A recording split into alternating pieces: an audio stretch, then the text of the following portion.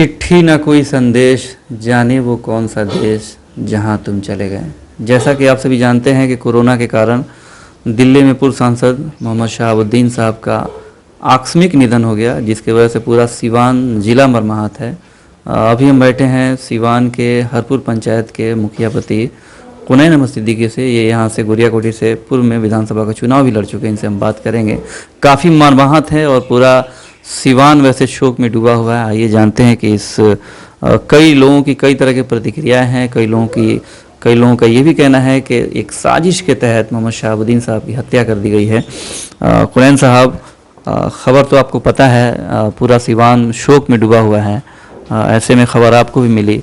पहली प्रतिक्रिया मोहम्मद शहाबुद्दीन के निधन के बाद। बहुत ही अफसोस के साथ ये कहना पड़ रहा है कि आज शहाबुद्दीन साहब हम लोगों के बीच में नहीं रहे। हयात और मौत ये तो लगी रहती है, जवान हो या बुरा, लेकिन इस तरह की मौत कुछ ना कुछ इंडिकेट कर रहा है कि वो इतना फिट थे, लेकिन उनका बॉडी देख करके नहीं लगता है कि कोरोना से प्रभावित होंगे। दूसरी बात कि मौत जब होना है तब तो होती है, लेकिन इसके पीछे कुछ ना कुछ राज है। इस तरह का व्यवस्था होना दिल्ली के अंदर ये हजम नहीं हो रहा है। जो शख्स 2 मरतबा विधायक कंटिन्यू, 4 मरतबा सांसद कंटिन्यू, 6 टाइम कंटिन्यू जीतने का शर्फ हासिल किया हो, उसके लिए कोई इंतज़ाम ना हो, ये बड़े अफसोस की बात है। लेकिन चलिए, जो भी हुआ सबके सामने हुआ। सब लोग इस चीज़ को बखूबी देख लिए हैं। ये जितना हम कहेंगे, हमसे ज़्यादा लोग समझदार अभी हैं। हाईकोर्ट में देखा जाए तो एक रीट याचिका भी दायर की गई है, जिसमें कहा जा रहा है कि उनके वार्ड में जबरन एक पाकिस्तानी टेररिस्ट सैयद अली को लाया गया। वो कोरोना पॉजिटिव था, जिसकी वजह से शहाबुद्दीन साहब कोरोना पॉजिटिव हुए। उनको अस्पताल में भर्ती कराया गया और उचित इलाज नहीं होने के कारण वो मर गए। तो लगता है कि कहीं ना कहीं किसी सरकार की, कुछ लोगों की इसके पीछे साजिश है। कोरोना काल में देखिए, इसमें अगर जो भी किसी की आंख में गरेगा तो एक ऐसा बहाना है कोरोना कि इसमें किसी तरह का कोई जांच नहीं होगा कि किसी की जान गई तो गई कैसे, क्योंकि कोई भी इन्वेस्टिगेशन इस पे तो होगा नहीं, क्योंकि आज तक तो किसी को रिपोर्ट मिला ही नहीं। जब लोगों को देखना होता है, बॉडी रिकवरी की बात होती है, तो वो नहीं दिया जाता है, तो कैसे मालूम होगा कि कौन सा आदमी किस बीमारी से मरा या किसी और वजह से मरा। अब सीवान में, अब राजद की राजनीति की बात करें, सीवान में एक देखा जाए तो एक राजद के वरिष्ठ नेता के युग का अंत हो गया। अब सीवान की राजनीति किस ओर जाएगी, क्या लगता है आपको? बहुत अफसोस के साथ ये बात कहना पड़ रहा है कि आज सीवान में राजद के एमएलए हैं और गठबंधन के भी हैं, लेकिन एक मरतबा भी विधानसभा में जाकर के सवाल उन्होंने नहीं किया 21 के बाद, या बाहर से ही सरकार के ऊपर दबाव तक नहीं बनाया कि हमारे पूर्व सांसद का इलाज एम्स में होना चाहिए। एक छोटा राजन जो हिंदुस्तान का इतना बड़ा माफिया, उसको जो है बेल मिलता है और वो जाकर के एम्स में इलाज होता है। शहाबुद्दीन साहब के ऊपर उस तरह का दफा नहीं है, उसके बावजूद भी एक बहुत ही मामूली हॉस्पिटल में कोरोना घोषित करके भेजा जा रहा है। जब ये इससे पता चलता है कि कहीं ना कहीं जो सीवान जिला के विधायक जो जीते हुए प्रतिनिधि हैं, वो कहीं ना कहीं इस सब मामले में पीछे हैं। हमें अफसोस है कि जब राजद का विधायक अगर राजद के सांसद के बारे में, उनके तकलीफ़ के बारे में सरकार पे दबाव न बनाए, सरकार से अपनी बात न कहे, तो बताइए फिर राजद है कहाँ? आपको लगता है कि इस राजनीति के चक्कर में शहाबुद्दीन साहब पिस गए, राजनीति ने ही उनको ख़त्म कर दिया और लोगों ने उनको सिर्फ इस्तेमाल करने का काम किया? बिल्कुल इस्तेमाल हुए वो। 90 के बाद वो तकरीबन वो इस्तेमाली हुए हैं।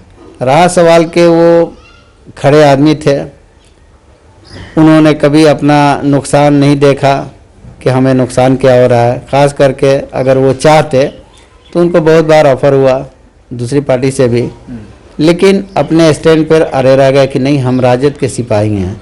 और उन्होंने लालू यादव को अपना नेता माना, जिसका ये नतीजा है कि उनका बेल हो के भी यही नीतीश कुमार सुप्रीम कोर्ट में याचिका दायर करके और उनके जमानत को रद्द करा के और वहाँ तिहाड़ जेल भेजवाया। इससे पता चलता है कि इतना सब कुछ करने के बाद भी कहीं ना कहीं उनको जो जगह मिलना चाहिए शहाबुद्दीन साहब को, वो जगह नहीं मिला है। तेजस्वी का भी देखा गया कि एक छोटे से ट्वीट के अलावा कोई बड़ा शोक संवेदना जाहिर नहीं किया गया। ऐसा लग रहा है कि कोई मामूली कार्यकर्ता का देहांत हो गया हो। अब लगता है कि अब एक युग का अंत हो गया सिवान में। देखिए, राजद जो नॉर्थ बिहार में इतने दमखम से आया करती थी, शहाबुद्दीन साहब जब जेल गए उसके बाद ऐसे भी राजद बहुत कमज़ोर हो गया।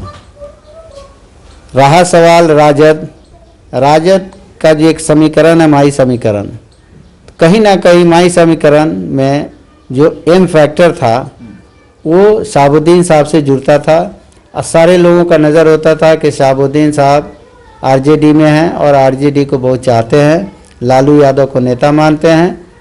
इसलिए सब लोग राजद के साथ 90 से लेके अभी तक हैं। लेकिन आने वाले वक्त में राजनीति में कुछ उलटफेर तो दिखाई दे रहा है। वो क्या होगा 2-4-6 महीने के बाद सबको नज़र आएगा। आपको लगता है कि एक शहाबुद्दीन साहब के होने की वजह से सारे मुसलमान भी एक जगह इकट्ठे थे, अब जब राजनीति के शिकार हो ही गए शहाबुद्दीन साहब, तो मुसलमान भी इस बात को समझ रहे हैं कि अब कुछ सोचना पड़ेगा? बिल्कुल बिल्कुल, इसमें कोई दो राय नहीं है। इसलिए कि पहले एक उनको लीडर माना था, वो कहते थे लोग सुनता था। ऐसा नहीं कि हम लोग जो अच्छे अच्छे मुस्लिम लीडर है वो भी उनकी बात सुनते थे। इसलिए हमें लगता है कि अब सब लोग सोचने का वक्त आ गया है, सोचे समझे और उसके बाद ही किसी भी राजनीतिक दल के साथ रहे बेहतर होगा। परिवार काफ़ी मरमहात है। हो सकता है कि आज उनको शाहीन बाग में सुपुर्द खाक करने की बात हो रही है। जिला शोक में डूबा हुआ है। ऐसे में क्या लगता है कि अब जांच की भी मांग होनी चाहिए? इनकी मौत लगती है कि हत्या है सरकार के माध्यम से या फिर कुछ लोगों की साजिश है? देखिए, जब तक जांच नहीं होगा कैसे पता चलेगा कि ये हत्या है या नेचुरल डेथ है?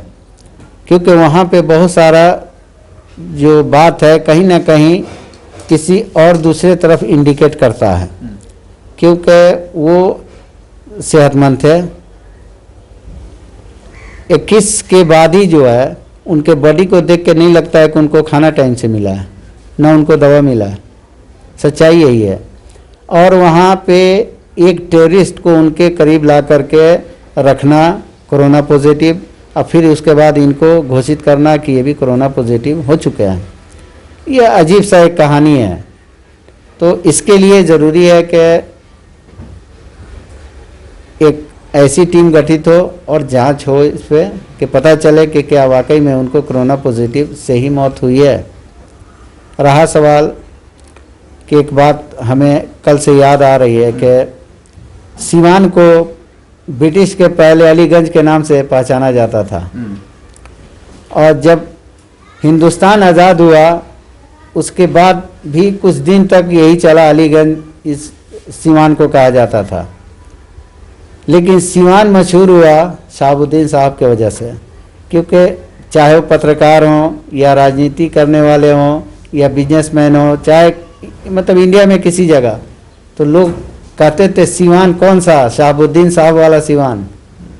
तो ये तो समझ में आ गया कि अब सीवान जो है अब कहीं ना कहीं सीवान का अंत हो गया।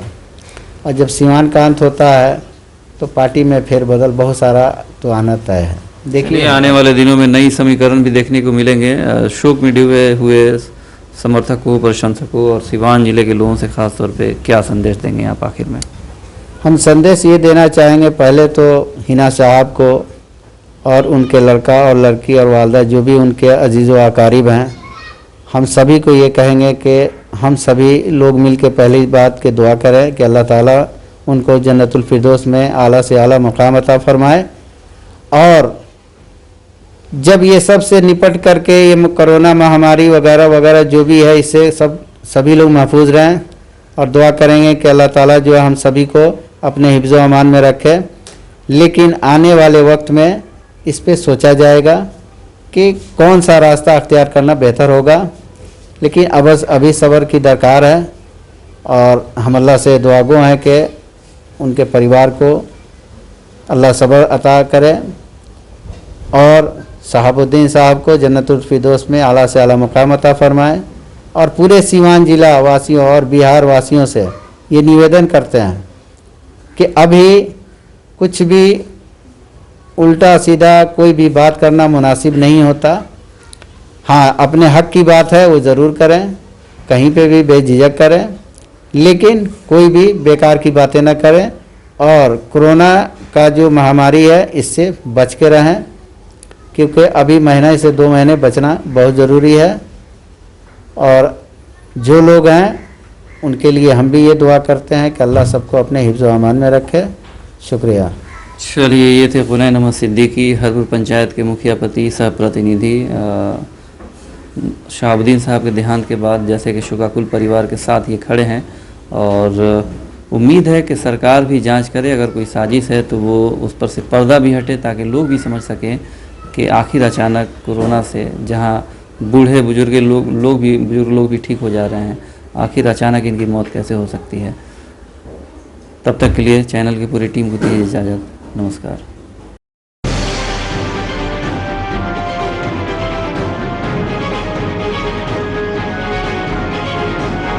YouTube ऐप पर घंटी बजाओ, हर खबर की अपडेट पाओ।